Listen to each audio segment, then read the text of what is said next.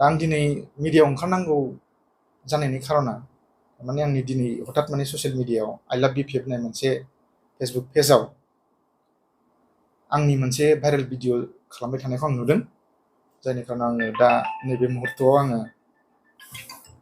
बिनि सायाव आं क्लियारिफिकेसन होनो ओंखारदों।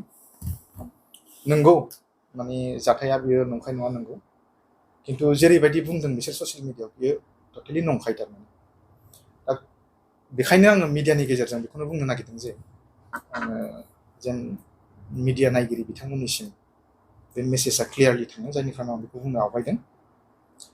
दा बे केसआनो जाहैबाय थांनाय दाखालि 1 तारिखआव बिदिनो सानजौफुनि 2टासो समाव जादों। सानजौफुनि 2टायाव थारमाने आं मोनसे न' बानायबाय थादों। न'आव आं मोनसे थिंनि दरखार जानायखाय, जिहेतु आङो आगोलावबो बे थिंखौ बे बिलासिपारा मोनसे दखाननिफ्राय लाबोनाय जादोंमोन, ओमफ्राय ससे सर्टेज जानायनि खारनाव आङो बे थिंखौ लायनो बिलासिपारायाव थांदोंमोन। थाग थिग आं जेब्ला बिलासिपारा टाउन सहैयो, बेवहाय सासे जोंनिनो क'क्राझार टाउननि साखाथियाव थानाय खोलाहा जयपुर होननाय मोनसे जायगानि सफिया बेगम होननाय सासे मानसिया आंखौ माने, जिहेतु आङो पार्टियाव खामानि मावो हिसाबै आंखौ सिनायनानै दंमोन बिथाङा। दा बै जेब्ला आङो टाउनाव बिलासिपारा टाउनाव मोनसे दखानाव आंनि स्कुटिखौ दोनथ'नानै गय जानाय समाव बे लोगो मोननायाव आंखौ बुंदों जे सारा अननानै उसुबिदा गैयाबा आंखौ न'सिम लांफानो नामा होननायाव आं बुंदों आरो सिना जाना नालाय बे थांफानो हागोन होननानै बुंदों आङो। दा बिदि बुंनायाव जेब्ला आङो स्कुटिखौ दखाननि फारसे मोखां खालामलाङो, अब्ला बियो बुंदों जे आं रिलेटिभनि न'आव मोनसे जिनिस बावबोबाय सार, अननानै 5 मिनिटसोल' लागोन, दा गतिके सारा उसुबिदा मोनाब्ला आंखौ बे रिलेटिभनि न'सिम लांनानै बे जिनिसखौ लाना फैनि होननानै बुंनायाव आङो जिहेतु सिना जाना नालाय, आङो गोदोनिफ्रायनो आंखौबो सिनायो बियो, दा बिदि होननानै आङो गाव लेंनाय मथे थांफादों आरो। दा थांनानै थाङै 5 मिनिटनि खोथा बुंनायाव बियो बिराद गोजान आंखौ गोथौआव लाना थांदों। गोथौआव लाना थांनायाव आं एसे डाउट जानानै आं बुंदोंमोन बेखौ लामायाव स्कुटिखौ लाखिनानै, हाबाब नोङो 5 मिनिट खोथा बुंनानै माने एफा गोजानाव लाबोखो होननानै। दा बियो ससेल' होननानै लांनानै आंखौ बिलासिपारानि खोलाहा थानाय सर एरिया मोनसे दुबासरि होननाय जायगासिम, सर एरिया बिसिम लानानै थांबाय आंखौ थगायनानै फुस्लायनानै। दा लांनानै मोनसे न'खराव, मेन लामानि खाथियावनो न'खरा, बे न'खराव नैबे न'आ मोनबाय होननानै आंखौ स्कुटिखौ साइडआव लाखिनानै दै लोंनो होननानै न'सिम लेंनानै लाङो बियो, जाय मानसि आंखौ लानानै थांदों बै हिनजावा सफिया बेगम होननाया। थिग बिदिनो मोनसे रुमाव आंखौ जिरायनो थाखाय बे दरजाखौ खेवना होयो। आं जेब्ला रुम सिङाव हाबनो नागिरदोंमोन, अब्ला सानै हिनजाव अलरेडि जिरायनानै दंमोन बिसिनायाव।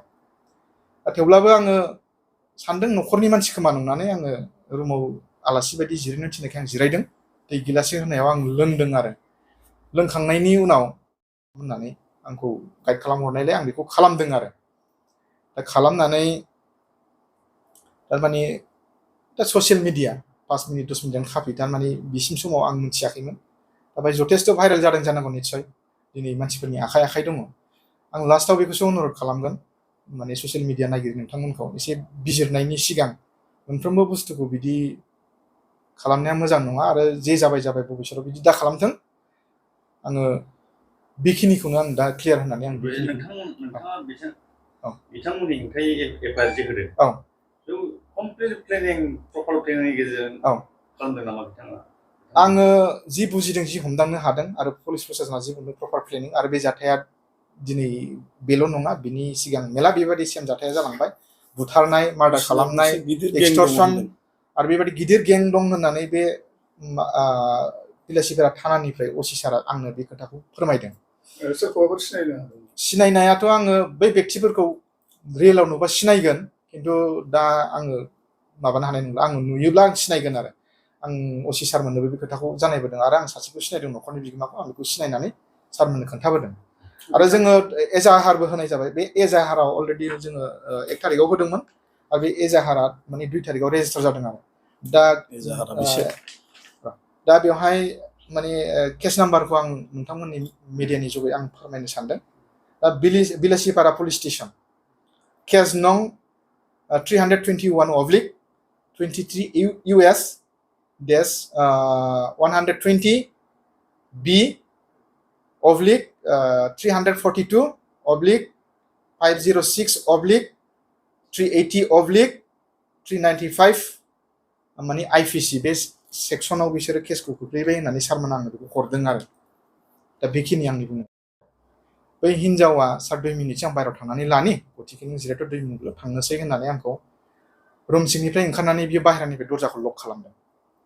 बे लक खालामखांनायनि उनाव निश्चय बिस्रा आन्डारस्टेन्डिं दंलायखायो प्रपार्टिनि आं बुजिनायाव आरो बे हिनजावफ्रा सानैबो आंनि मानि पार्सखौ जबरजस्ति सिख'नानै बा हाननानै बा लानानै आंनि मानि पार्सआव 6,500 फैसा दंमोन 6,500 दा बेखौ बिथांमोना सिख'नानै लायो जबरजस्ति 5 मिनिटसो नारा नाथा जानायनि उनाव बिसोरो बेखौ लादों आरो दा बिनि उनाव फैसा लाखांनायनि उनाव हठात मथा मथि बिदिनो 20-30 सेकेन्डसोनि उनाव साबा बिसिनि ओनसोलनिनो जानो हागौ माने मुस्लिम सेंग्राफोर लहा गिदिर गिदिर रड लानानै रुम सिङाव हाबबोयो बाहेरानिफ्राय दरजाखौ खुलिनानै माने दरजाखौ खुलिनानै हाबबोनायनि उनाव बे हिनजावफोरखौ बाहेरायाव थांहोनानै गावसोर सिङाव दरजाखौ मारिथेयो लकखौ दा बिनि उनाव आंखौ टर्चार खालामनायखौ आराम्भ खालामो स्टार्टिंनिफ्रायनो देख नों माबेनि मानो फैदों मा लांफैदों बे जायगायाव असिनाखि जायगायाव होननानै सोंनायलाय आङो बिसोरनो क्लियारिफिकेसन होदोंमोन आंनि हसा खोथाखौ आं थिनलांनो फैदोंमोन सासे जोंनि क'क्राझारनि बायद' आंनि सिना जाना बियो बे न'खरसिम आंखौ मोनसे बुस्थु बावलांदों लांनो होननानै बिसोर लानानै फैदों होनदों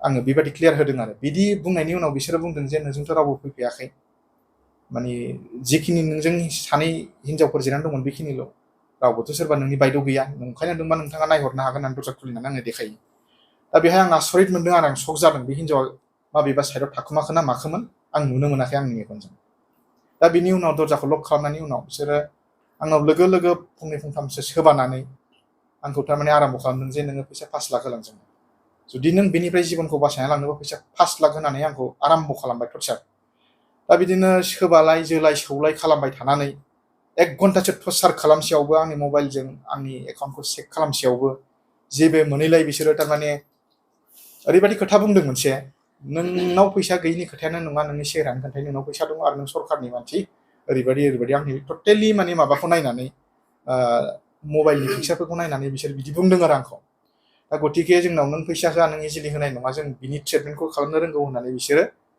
माने आंनि टटेलि ड्रेसखौ जबरजस्ति खुनानै बाहेरानिफ्राय बै हिनजावफोर सानैनि गेजेराव सासेखौ गाबज्रिहरनानै बिसोरो एकदम प्लान पलिसि खालामनानै आंखौ भिडिअ खालामदों भिडिअ खालामनायावबो ओरैबायदि जेरेखम बर' सावथुन मुलुगफ्राव जेरेखम भिडिअ बानायदों एखेबारे बेफोरबायदि स्टाइलजों बानायदों आरो आंखौ दा बिदि बानायखांनायनि उनाव बिसोरो थारमाने आंखौ ओरैबायदि थ्रेटेनिं होबावबाय देख नोङो बे हिनजावफोरखौदि नोङो रेप खालामबाय रेप केसाव बेसेबां बोसोर जेल जानांगौ बेसेबां फाइन होनांगौ नोंथ' मिथिखागौ दाना नों नोंनि जों दाबिनाय 5 लाखखौ होगोन ना नों रेप केसाव फासिगोन बेफोरबायदि थ्रेटेनिं होबाय थाबाय थ्रेटेनिं होयै मथा मथि 3 घन्टासो आंखौ थ्रेटेनिं एकदम दरजा फांथेनानै न' सिङाव एकदम टर्चार खालामनायनि उनाव बिसोर सानदों खोमा बेनाव जेबो गैला बियो माने हसा खोथाखौनो बुंदों बेनाव फैसा थाखा गैया जों बिनिफ्राय आदाय खालामनो हाला बिदि सानदों खोमा